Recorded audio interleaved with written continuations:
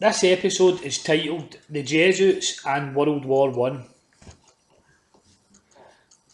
As we have read in previous chapters, the British and American governments had been infiltrated by Rome and the Jesuits. The Jesuits were in control of the British government, they'd infiltrated the American Empire, and they also controlled the Kaiser of Germany.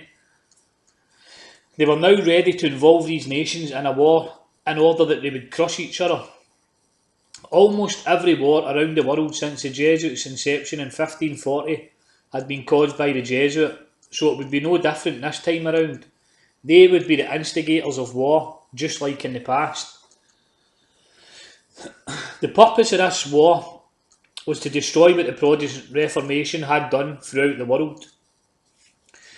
They also hoped to cause so much devastation through the war that by the end of it, everyone would have had enough and would accept the peace plan that the Jesuits had to offer.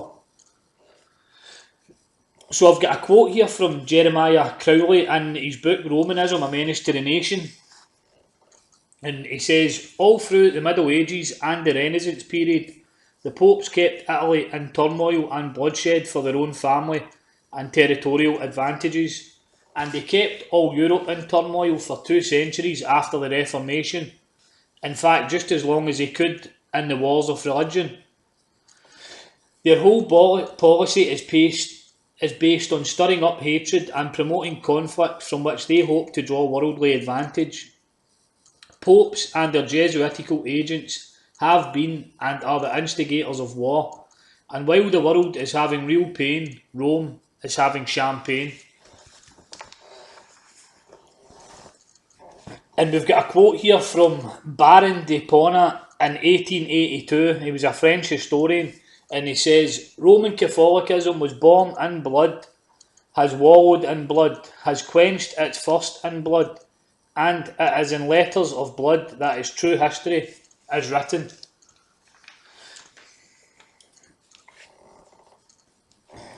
And this quote is from the book Watchmen, Rome and Germany, the plot for the downfall of Britain.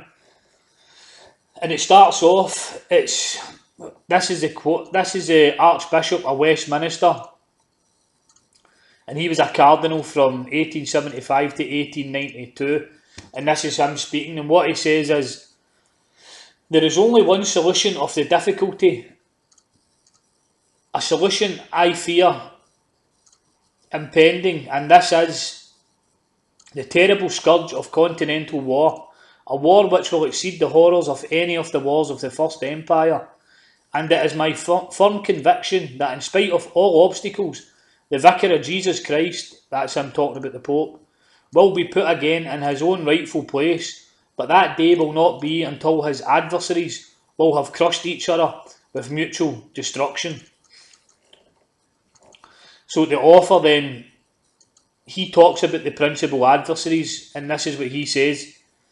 He says, now the principal adversaries of the papal retentions were at that time the Protestant powers, Britain, Germany and the United States, and we gather therefore that the plan of Rome as indicated by Cardinal Manning was to take measures to stir up these powers against each other and without scruple or remorse plunge them into the bloodiest of wars in order that they should crush each other with mutual destruction. Upon this subject, the Reverend Hugh Price Hughes, in writing his reminiscences of the later Cardinal Manning, said, I was simply horrified at the calmness with which he declared he would be willing to deluge the whole of Europe with blood in order to destroy the unity of Italy and recover the temporal power of the Pope.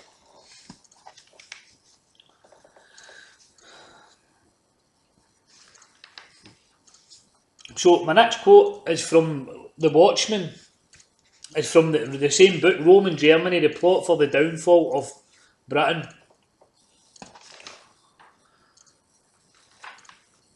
And it says, Dr. A. Robertson remarks, the Jesuits in Italy were wholly suppressed in 1859 and banished from Rome in 1872. But they were the strongest allies of the Kaiser of Germany, and it was all important therefore that they should have a footing in Italy. When therefore the Kaiser came to the throne, he bought for them a palace in Rome and installed them there as his guests. When therefore we consider the Kaiser's intimate relation and alliance with Rome and the Jesuits, the influence of the latter on him from his youth, and that their avowed object in instigating the war was the restoration of the papal dominion, there can hardly be a doubt that it was they who persuaded him that he was the chosen instrument of God for carrying out that purpose. The weakness of his moral character, his vanity and susceptibility to flattery would make him as wax in their hands. Seeing therefore that it was the intention of Rome and the Jesuits that the great war they were to bring about was to exceed in horrors all former wars, we must conclude that the horrors and atrocities perpetrated by the Germans were due to the instigation of the Jesuits, through the influence exercised by them in the state, in the German press and throughout Germany.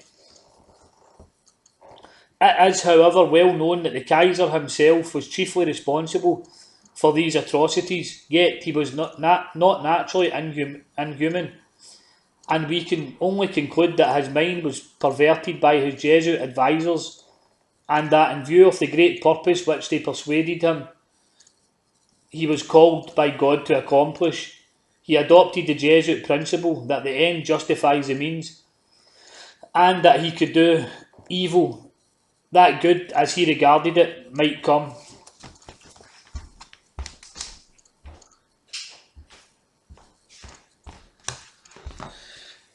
So my next quote here is from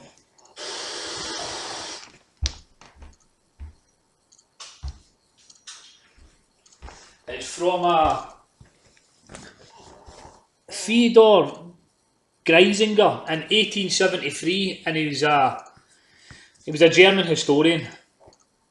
And what he says is, was it likely the German Empire would submit and blindly approve of all the demands of Rome? Would it proclaim the syllabus and regulate its code of laws according thereto? Would it recognise the infallibility of the Pope, and therewith also his right of sovereignty over all temporal governments? Still, the Imperial Chancellor asked himself, who has influenced Rome to assume this position? There could of course be no other answer to the question than that the sons of Loyola had did it. It was to them the invention of the syllabus and the infallibility was due. And shall Germany submit any longer to this? Would it be justified in quietly leaving the matter alone until things had gone on to such a height as to occasion another 30 years' war?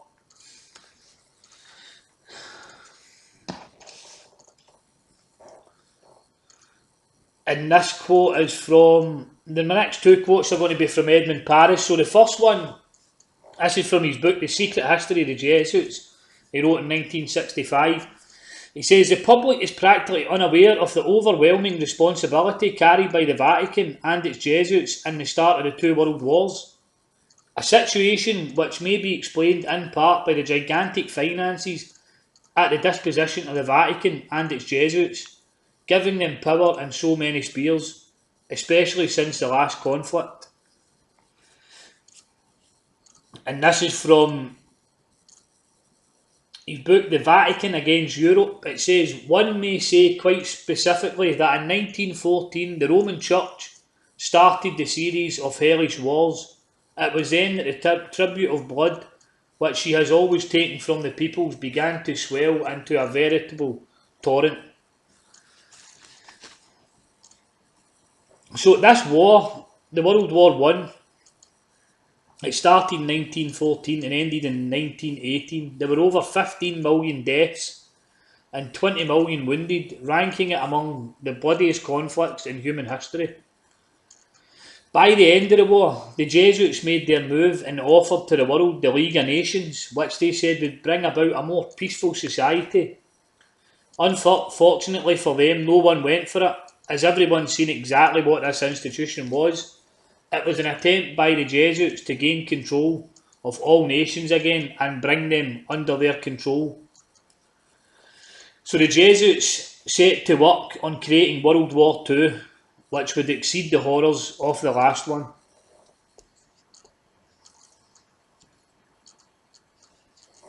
I'll see you in the next episode.